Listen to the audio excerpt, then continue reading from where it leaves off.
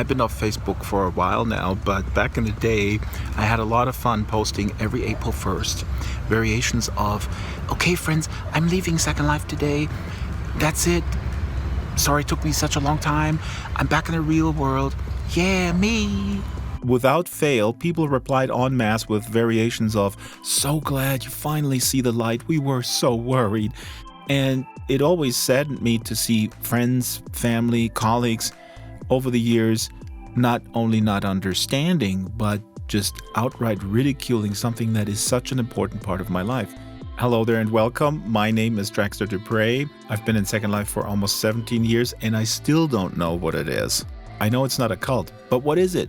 Maybe it's an addiction. I don't know. You could look at it that way if you want to, but, well, yeah, I have many addictions. I collect postcards. Postcards? Okay, that is weird. I've had this conversation with my grandma already. I usually explain it as it is a creative platform as well as a social network. And people look at it and they wonder what the point is. If I'm in a regular cocktail party or something like that, and you really try and explain this to people, like there's no real frame of reference, there has to be some underlying id or something that we all possess to keep us here. I guess it became a manifestation of a place to work, to express ideas. I'm just always inspired by all the creativity happening in there. That's something about Second Life is that there's a lot of surprises. Also just want to say that if I would get a Linden dollar every time someone says, isn't Second Life dead? I'd be rich. And I always laugh. I used to defend it like crazy. And now when people say Second Life is dead, I just laugh. I think Second Life is an experience. I wouldn't even call it a game. Wait a minute, Kat. What word did you just use? Game? Play? I use the word play because really you do get to play in here. Second Life is a story that we can tell together. It's a book that is yet to be written. Just love the fact that, Second Life doesn't have an end goal and you can create and do whatever you want in the game. Did you just call Second Life a game? I did. People will tell me off for that. You can connect really intimately with someone who you don't have to care if they're missing a limb or if they use a mobility device. That doesn't have to matter.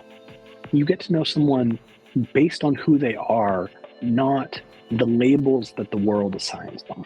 Yourself is your mind, not your body. Your mind is you, your spirit, your soul, your heart. Second Life is infinity. But isn't Second Life only for old people, Bolly? Old people like me. If you enter Second Life, it means you're open-minded, you're curious. Even the old people of Second Life are really young in their head. It is a safe space to try new things. I don't know if Second Life makes us better people. I do know that Second Life gives us a way to communicate with people we normally wouldn't. I am a trans man. I don't hide that. It's in my profile. Everybody knows. You can construct yourself in this metaverse. You can give life to your avatar. Here in Second Life, we show different aspects of ourselves through creativity, imagination, and freedom. The big question remains, is Second Life a game? No, Second Life is not a game. It is a multi-user virtual environment. It doesn't have points or scores. It doesn't have winners or losers. Oh, it has losers. All right, that's enough. Be that as it may, I think we do need an expert to provide us with a little bit more context. I'm Philip Rosedale, and I'm the founder of Linden Lab, the maker of Second Life. I started Linden Lab in late 1999. In 2002, after about 3 years of work, we released Linden World, and then we renamed it Second Life at our launch in 2003. So there you have your thumbnail sketch. 20 years it's been. To clarify, this documentary you're watching is a very personal love letter to a world that changed my life, and perhaps yours too. I'm also happy to report that aside from the founder, the creator, our Lord Philip, his may be blessed, a very special kid has agreed to participate. My earliest memory of Second Life, I actually heard about it from a former boss of mine at a different online site. Did you just refer to Second Life as a website? Okay, cut that. We're not putting that in there. My name in Second Life is Marianne McCann. I've been in Second Life since February 22nd, 2006. I went ahead and gave it a shot. I was able to take my first steps in world and spent a good portion of my day walking accidentally into rivers and other such things and deciding, oh, you know what? I think I'll just spend maybe no more than 2 weeks checking this thing out. It just doesn't seem like my sort of thing.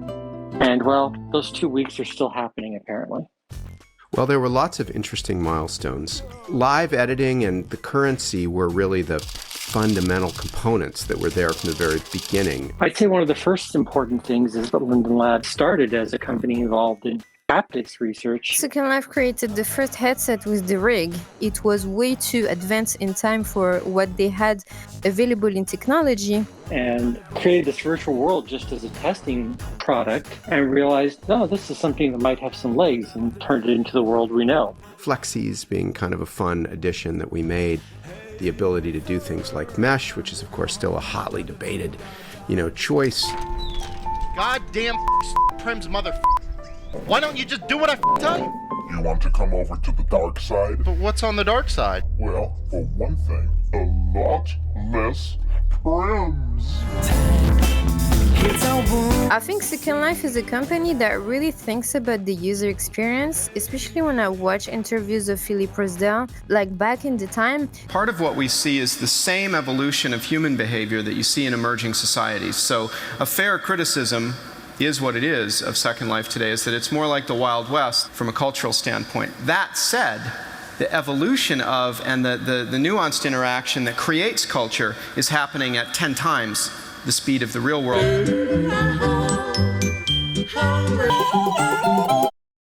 I think that as difficult as it was at the time when the corporations joined and then very quickly left Second Life for the next big thing, overall that ended up becoming a real blessing in that it changed the focus. It made it more important to look at what the users were creating in that world. During that sort of corporate experimentation phase that you're talking about of, say, 2006 to 2008, in many cases, I, for example, didn't even know what companies were involved because they purchased land and developed content in exactly the same way any other individual did. So oftentimes it was late that I would hear that there was some strange, brand activation sort of thing going on in the world. Companies didn't understand what people wanted in the first place out of Second Life. It was a place to sell their product that wasn't a Second Life product. The understanding wasn't there that this was a world to be interacted within. It was being looked at as something that you could market to draw people out of it. While we did invest time into both larger corporate customers and also separately, we looked at whether we could build a version of Second Life for companies that wanted to have it entirely, within their firewall, but they still weren't very large initiatives. I would say that still through all of it, we worked day to day on what we thought people that were using Second Life needed. I visit this friend from high school a couple times a year, and dinner conversation always starts with him saying, I cannot believe that people make money in Second Life with things that are not even real. That's been going on for years. He cannot get over it. And I reply, the world is virtual, yes, but the money is real. Hi, I am Michelle blogging Second Life. My mother don't believe it that I make money here. In real life, I am graduated in fashion. I use my knowledge in Second Life. My income in 2010.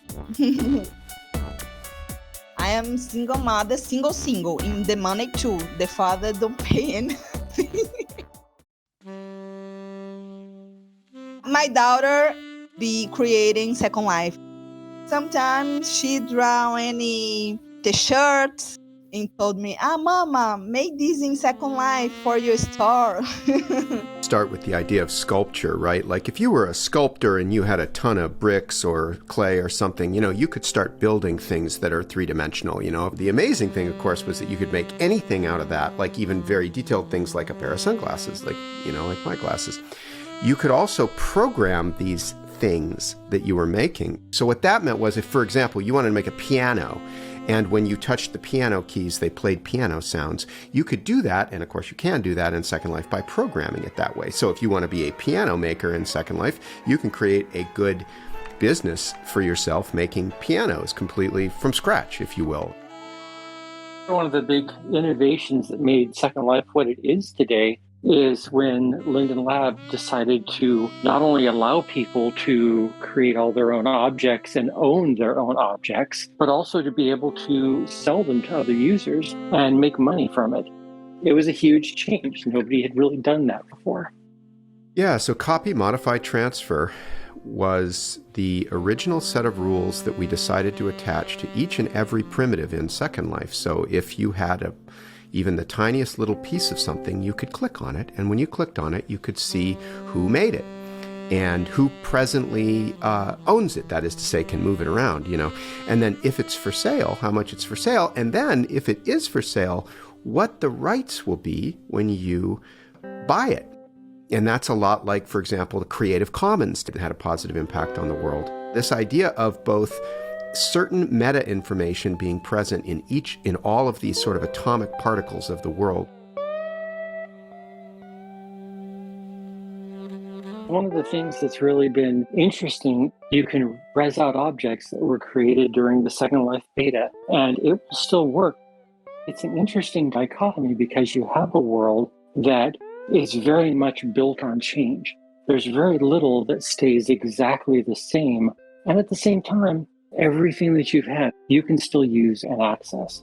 One of the other things that's very unique about Second Life is that not only can objects be programmable sort of living things that have complicated behaviors, but in addition to that, objects can make copies of themselves. And of course, this gets into the whole, reproducing very quickly and overwhelming the world with gray goo. Breedables are any number of creatures. Basically, you get a few of them, and they can breed and make offspring in the same way that botanists breed roses together to get new varieties of roses, and they can produce really unique little critters. We have 8 properties. None of them get sick, none of them die, none of them run away. They belong to our customers. I don't leverage people's emotions like that. I can't. It gives you something to care for.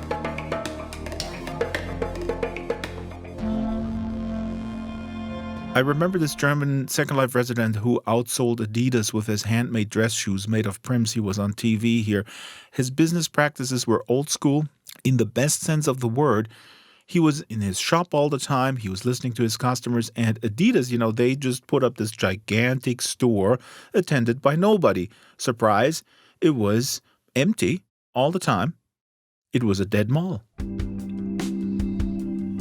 Second Life needed to have a way to survive. We would have tens of thousands of server machines that had to run all the time to sort of keep the world simulated. We decided that the way that we would make money as a company was that people would be able to buy a small plot of land, say from somebody else in many cases, but then they would pay us a little bit of money, every month according to how much server space they were using. And so that was the business model of Second Life in the beginning. But what that created was this remarkable situation where people had a tremendous amount of local control.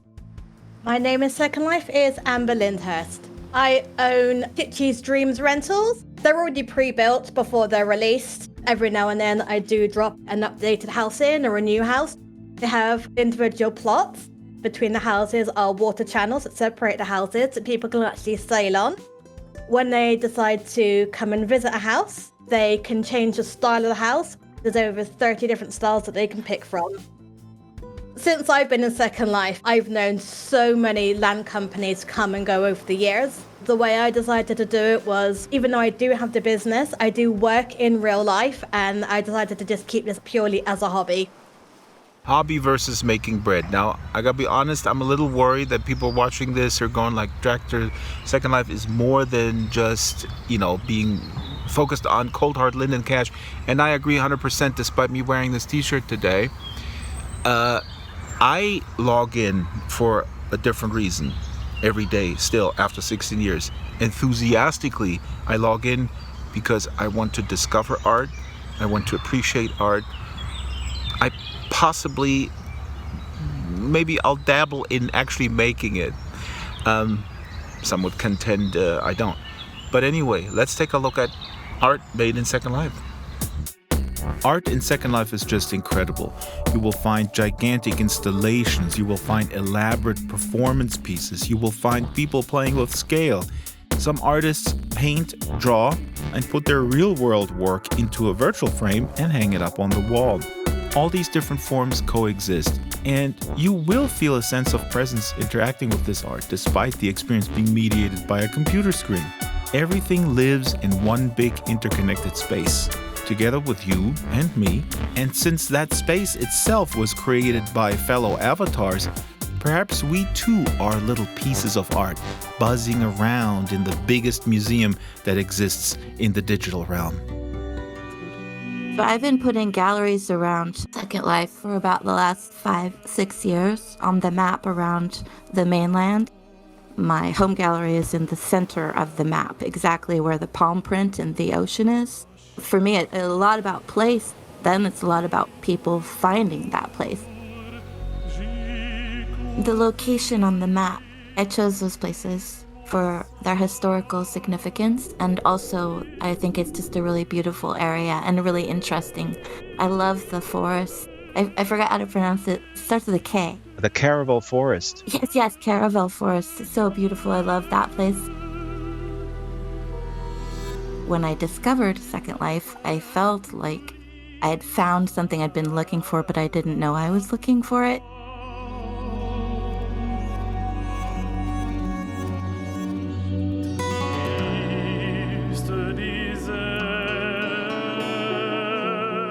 So Pearl, you are a professional artist. How do you feel about Second Life residents who express themselves artistically but are not deriving an income from it? You can be creative throughout your whole life and not be called an artist or, need to claim that.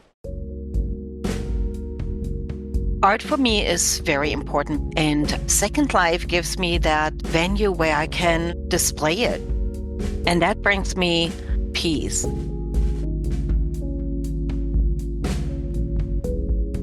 I'm a teacher. Most of the time I teach through art, where children, if they cannot express themselves verbally, they can express themselves through art.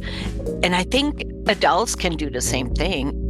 Maybe not everybody is an artist. I'm not saying that I am an artist. I just like to do it for my own satisfaction. Social bonding can happen in a virtual space with someone you don't know even what they look like or who they are, but you can become friends with that person. The key, the seed, is building together in a social virtual space. You think sandboxes are important in that regard? I think all the public sandboxes are important, and especially that they're different and unique and in different parts of the world. The first magic of Second Life was that it was live, it was and is live edited by squishing together these little blocks of material and making things out of them. I can't believe it that 20 years later after launch, we're still really the only world where you can do that kind of live building of complicated things.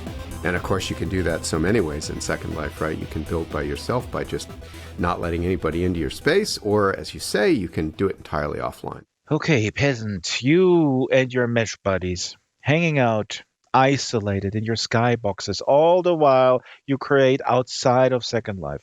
That's not what you do on a social platform, is it? When people aren't out and about, it's not that there's no one here. I see creator platforms as sort of like the gathering of minds.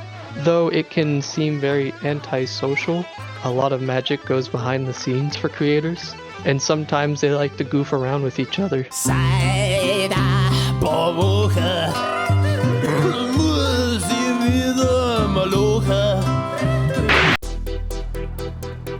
Second Life, it's like a meeting of the minds. You know, my avatar looks at your avatar, but it's really our brains, you know, and I get to see this cool manifestation that you have of what your brain looks like.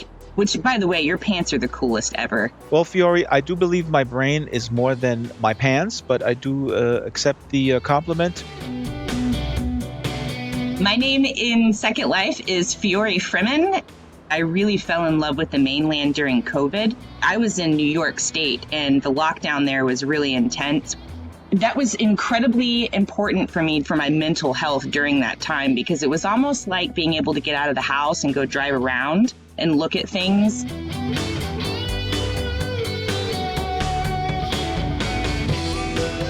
So many times you look at a lot of would-be competitors to Second Life over the years, and a lot of them focus on, here's this one little room you can be in and interact with people.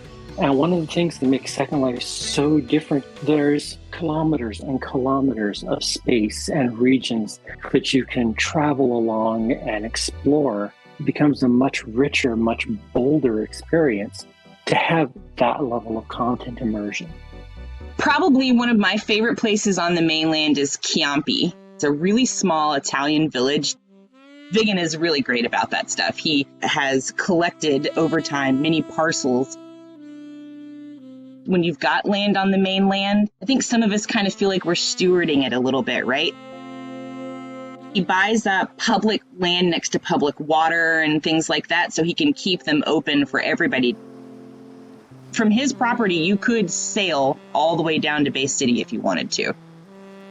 Second Life was always a more expansive tool in the sense that we didn't try to make it into, say, a scarce or a constrained environment. We instead tried to allow it to be whatever everybody wanted to make of it, you know, and kind of push us down, if you will, to be a substrate below people's ability to build things. One thing that's quite fascinating is my retired engineer dad, age 81, who appreciates Second Life on many levels, always used to say, Avatar, what's the deal with this Avatar, you know? Yeah, it's cool, 3D visualization, I can check out a molecule, or I can look at an engine design or something, a prototype, but the Avatar, I really don't get it. Avatar, what's the deal?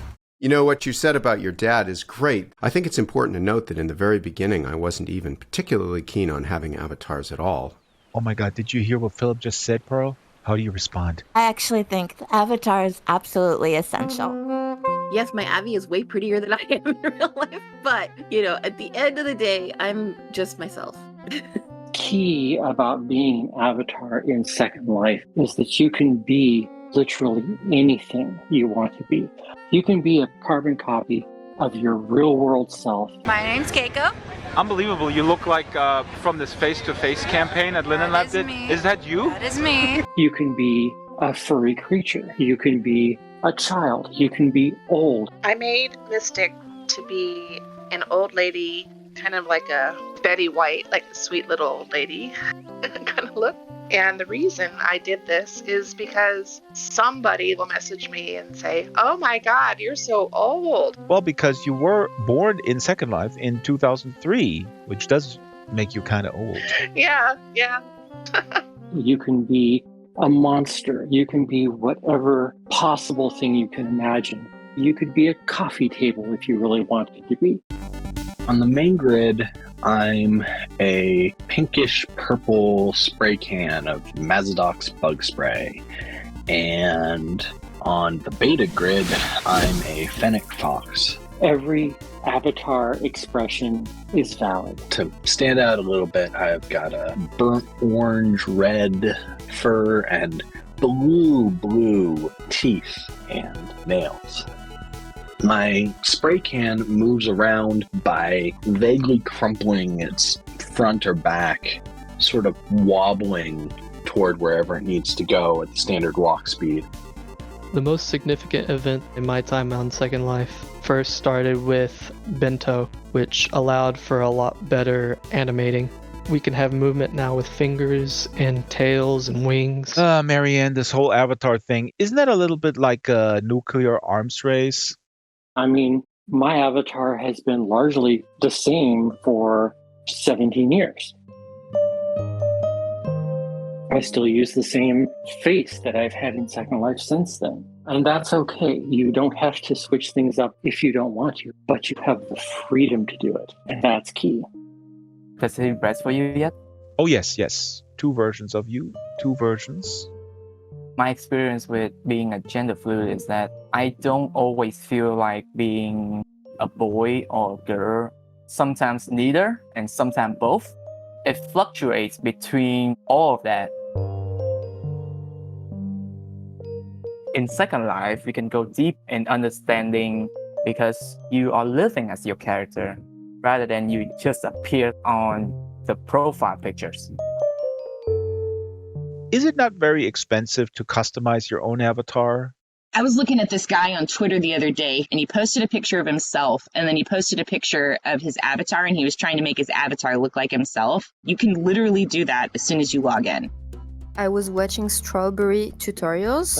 That name again always comes up. Everybody loves Strawberry. I mean, to me, and I'm sure to thousands and thousands of people, I mean, she's like the mama. Yeah, Mamma Mia. You want to choose a unique username, which your Second Life friends will know you as. Can you believe in one night, I watched her tutorial on how to get started on Second Life with the avatar and the house.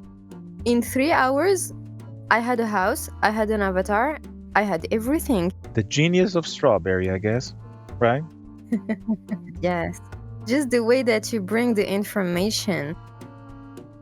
Throughout the history, we develop our communications, our minds and languages through storytelling, from legends, myths, poetry. It creates a concept for you, creates new ideas for you, can become a reality.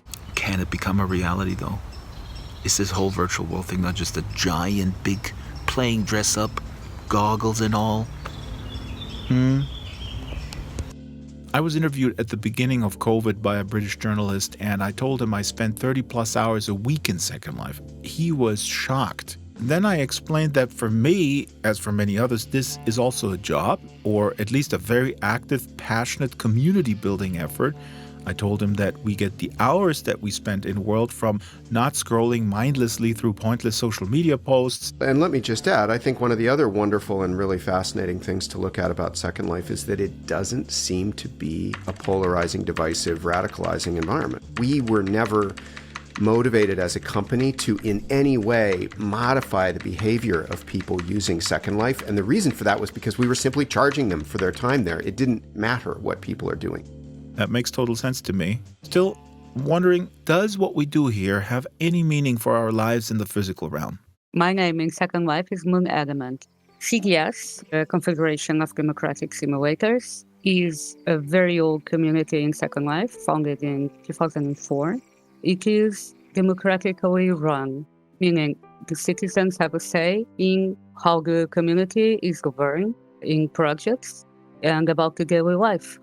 At the moment that we are recording this, we are going through the election process for the next term. CDS has 3 branches of government. All meetings from the 3 branches are public. Here I have to add that the Confederation of Democratic Simulators, or CDS, was the first place I called home when I came into Second Life back in early 2007. Honestly, I'm not 100% sure if I had stayed had I not found this welcoming global village. Well, it's not a village exactly because we're talking 6 full regions now. Democracy is something that you build daily, right? And the CDS has that character, a democratic experiment. We are talking about the city as a political space. When you participate in the CDS, it will make you maybe more aware of how you can also participate in the real world. Everyone has a voice, so you can experiment having your voice here and then carry that to your real life. It is very important that we know that we matter. Second Life generates place, okay? There is one definition of place by this French sociologist called Marc Rougy. And it says that place has 3 components: identity, community, and narrative. If you look at Second Life through this lens, as something that allows you to make these three components emerge. So identity, community, and narrative. You see this happening effortlessly. It's one big world with a lot of pretty porous boundaries. You're naturally colliding with people that you don't know all the time in the same way you do in the real world. And this, of course, causes people to have appropriate debates about things and learn from each other in ways that I don't think you can do in a more isolated environment. The metaphor of space that Second Life uses, of place, the sense that it's a real place, sort of naturally filters and regulates the behaviors that people have between each other and makes them safer and better in the same way that the real world does, by the way. Maybe I should move back to CDS one of these days. There are a few openings. I also have to add that I made my very first machinima reportage ever back in May 2007 about this very place. Democracy made in SL. Ask yourself this question.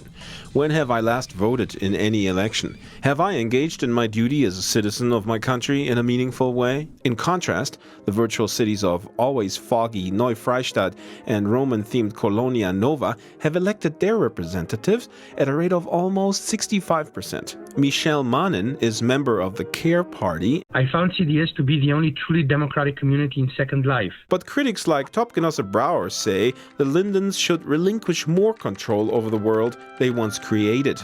My low-res beginnings in machinima. Now you may be asking yourself, Machinima? What the hell is that? Big-time Hollywood director like my friend Mike Matzuk doesn't know, but the answer is actually quite simple. You are watching machinima right now. Machinima is the art of making films in virtual worlds and games. You could use your avatar as a film camera, right? You could move yourself around and be the camera, and you could shoot a movie with other people in it, other avatars. My name in Second Life is Chantal Harvey. I create machinima and facilitate machinima. Mirda was lonely. She longed for the warmth of human companionship. She talked to the animals she met, and even though they never really answered, she imagined they did. So this is not a Second Life only thing. Of course, any community online is making machinima.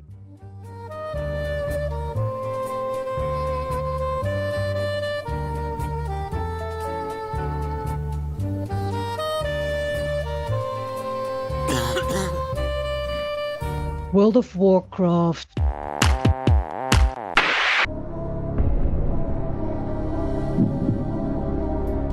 Any game and any online community. 大家静一静。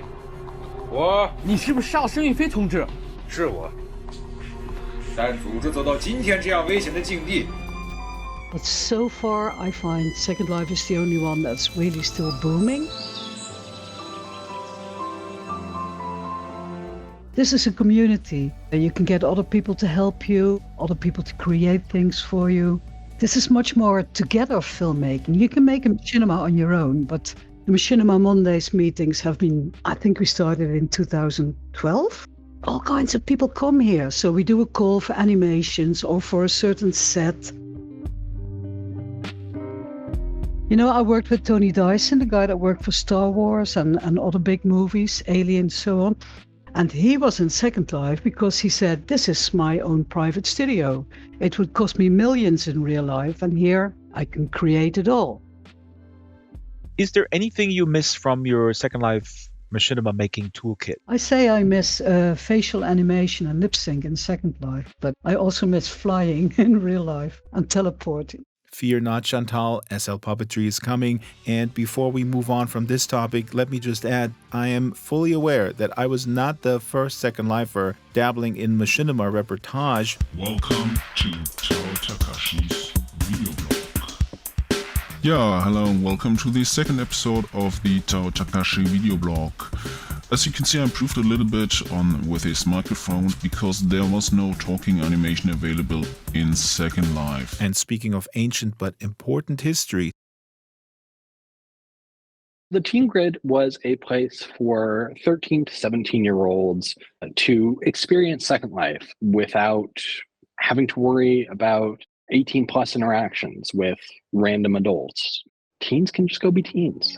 It was the main grid and the teen grid, and the firewall we put between them was actually a fairly effective way of keeping kids safe. One of the very first things I built on the teen grid was a simple prim bowling alley. It was a hollowed out rectangular prism with some cylinders that eventually ended up being pyramids, gave it some splashes of color. I don't think I ever got automatic scoring in a script figured out.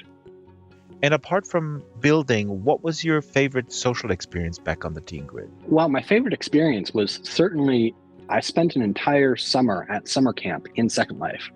Global Kids was running that summer camp. Global Kids? Are you kidding me? Okay, no pun intended, sorry. I know them. I met Barry Joseph, their fearless leader, at the Second Life Community Convention back in 2008. Second Life gives us an opportunity to be in a space where we can experience what happens when these two spheres are combined, when we can live our life and bring the full elements of what makes our life so valuable into a place where we can infuse it fully with play elements. We actually did a research presentation about child trafficking. Oh my God, the world is so small. I produced a story about the Machinima movie Global Kids made about this issue. Maybe it was at the same summer camp that you were at. The movie was called Discovered. My Aunt Bella invited me to America for a job opportunity. Photo shoot, actually, and if they like me, I'll be famous. Thalia from Mexico gets lured across the border, facilitated by a negligent customs officer. Are these ladies carrying any plant or meat products? If so, I'm going to have to ask them to dispose of them. When she ends up in an American prostitution ring, Thalia's plans to flee are met with resistance by the other girls. Stop crying. If they hear you, we'll all get whipped. Is that what you want? Law enforcement intervenes, but Thalia is missing. Only her diary is found. Despite this evidence, the ringleader challenges prosecutors. We both know this won't lead to nothing. And so, Discovered does not serve up your typical Hollywood ending. I'm sorry, officers, but for now, we'll have to close the case. You know, you're talking about having this protected space. There are a lot of people who didn't and don't have access to that. And the import of kids having spaces where they can just be themselves. This is precisely what my friend Rick Penegnieben used to say. He was working with the Global Kids after-school program in Brooklyn at the time. Challenges young people to see themselves not just as consumers, but creators of media. It gives you an unprecedented amount of control. In terms of empowering somebody, you really couldn't ask for a better tool set. The teen grid was weird in the best possible ways. Drama, love, bunch of confusion over who rezzed that nuke on the sim. I would spend some of my days just sitting on my doghouse, watching the world go by. I'm not aware of anything in the industry today that really replicates that. One of the challenges that these sort of metaverse ideas face today, they're much more appealing to kids, but probably also much less safe for kids. And I think this is something to be considered carefully and in isolation from kind of the broader, you know, what is the metaverse kind of stuff. The teen grid is no more, as are other places. They have disappeared. Like tears in rain. Spot on, Rutger. I mean, this is sad, but what's happening in the virtual world is not really that different from the physical realm. Where I'm standing right now used to be a club that we went to in the 80s when I was a teenager. Heavy metal club called The Fantasy. It's gone. It's been replaced with this beauty. A grocery store with parking lot. Now, the question is the future just a dead mall here in real life and over there in virtual life? No, the future is not a dead mall. I think the future is what we're building here. The openness of the people and the diversity of people and their uses in Second Life always makes its future projections a difficult thing to do. But you know, it is number one, celebrating 20 years. There is nothing that compares to Second Life. You name me one, you think about it for a week and you still won't come up with something. One of my favorite things that I talk about all the time, why isn't Second Life for everyone yet? You know, why doesn't everyone want to use Second Life? Honestly, in 2005 and 6, I really thought that we all would use Second Life. I thought that I would use it more. Recently, I did bring in a new person to Second Life. She is my mother-in-law. She decided that she wanted to give it a try. Pretty fun seeing it again, you know, through a new resident's eyes. Second Life has demonstrated something that's really important for us all to ponder right now, which is virtual worlds are the spaces between us, and what we make of them. And what we're doing is better connecting with each other in one way or another. Sheer number of people I've gotten to know and meet in this world. I've created relationships that have gone far beyond just Second Life. Knowing Robin Wood, aka Robin Sojourner in Second Life, who became a very dear friend of mine. There's just so many experiences tied to the people I've gotten to know and the communities I've seen. What do you think of the name Second Life? I think the name Second Life is a very evocative name and really kind of explains the product. A second world that you can go and explore and discover yourself beyond just the norm. I wonder, are you offended with the whole I got a first life thing? No, I'm not offended at all when someone says, well, they have a first life. I also have a first life and I have a second. I got the best of both. For me, SL has been such a wonderful learning tool. I feel like my biggest evolution is constantly happening. Peasant, is there one place in SL where you'd say, this is where I belong? A place I belong is kind of hard to define because in Second Life, I don't have to belong to any one place. I have so much freedom to wander. Amen to that. And let me remind everybody, as residents, we actually do have the power to shape this world to some extent by gently pushing the Linden overlords into the direction we feel we should go. Seriously, they're more accessible than you think, folks. Tell them what you want. I think Linden Lab's on the right track. I mean, they hired Strawberry. Strawberry. There is that name again. She was a resident. We need more residents who are well-versed in Second Life. The springboard between Linden Lab, the company, and the in-world environment.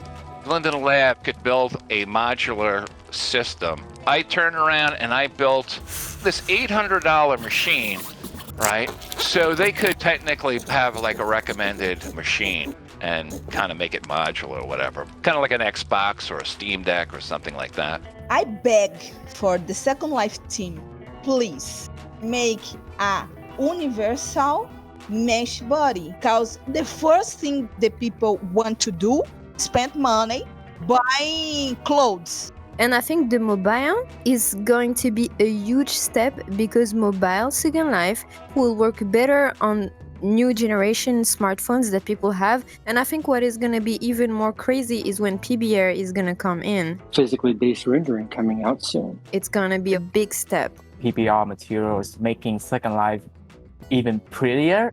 It gives us more chance to tell your own stories. Yeah, so I think in this present moment where we as human beings are faced with kind of more technology than we could ever have imagined, both potentially for harm and for good, I think it's extremely important that we look at the example of something like Second Life and use it to embolden ourselves about doing good with technology. The very fact that Second Life has been such a positive experience is hope that technology can be used for good, and more narrowly, that technology can be used to allow people to communicate with each other across the world for good. I think this is a moment where all of us, whether we're working on AI or virtual worlds or whatever, or protocols, need to be really thinking hard about that.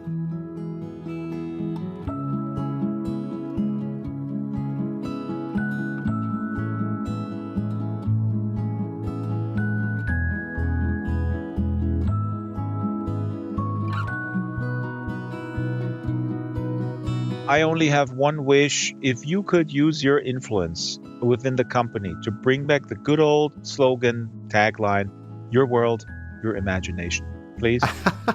Your world, your imagination? Yeah. A world where you get to do whatever you want and everybody else gets to do whatever they want, and you don't share the same world or experience.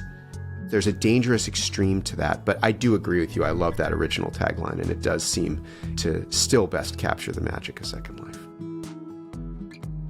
All right, so that's it, folks. That's the special SL20B doc. Happy birthday, Second Life. I'm not going to bother you now with my big takeaway because I do want us to reflect on Philip's statement about where tech is going. Here come the credits. For now, I got a train to catch. to the big, gigantic, magnificent, one-of-a-kind SL20B celebration. I'll see you in World. Draxtor out.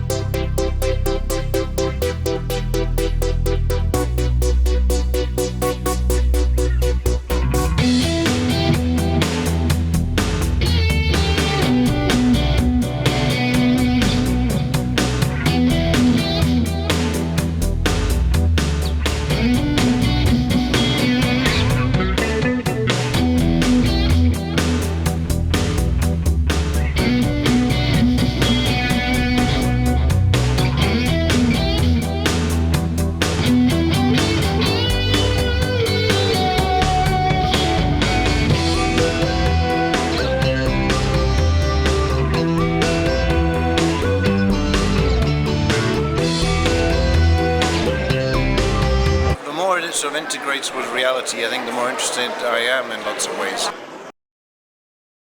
You're still watching this. You gotta get off YouTube. Actually, you gotta stay on YouTube and dig deeper into Second Life history because... Yep, that's right. Some places are real, virtually made by real people like you and me. Think about this. Fashion trends, do they come from real life into Second Life, or is it the other way around? Oh, mind blown. In SL, you can go anywhere at any time, be way more on time than BART or the New York City subway. SL is not a game, it's a multi-user virtual environment with no winners or losers, but tons of games in it. Hello? Honestly, front row access to awesome indie music versus Adele on the Jumbotron? I take the former anytime. I know people love to binge watch Netflix, but I prefer walking through other people's minds. No subscription necessary. Information is not knowledge, knowledge is not wisdom, you know the drill. Anyways, guys and gals, stay in school or stay in SL. Blogger on the grid who has the biggest piece of Second Life community scoop. TLDR, SL movies are the new HBO, Amazon, Marvel, Netflix again. Slollywood rules. Do people break up in SL? I wouldn't know, but so many find their soulmates every single day, and that I do know. I know you want to comment. Drax, you forgot to mention this French ad agency who did this parody of Second Life.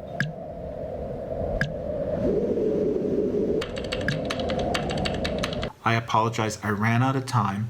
Okay, I said this once before, the physical world has its perks. The prescription is to go back into history, research history, appreciate it, live in the present, and think about the future all at the same time. Welcome to Silly Valley. Our top story tonight, can Second Life survive? The answer is no, it cannot.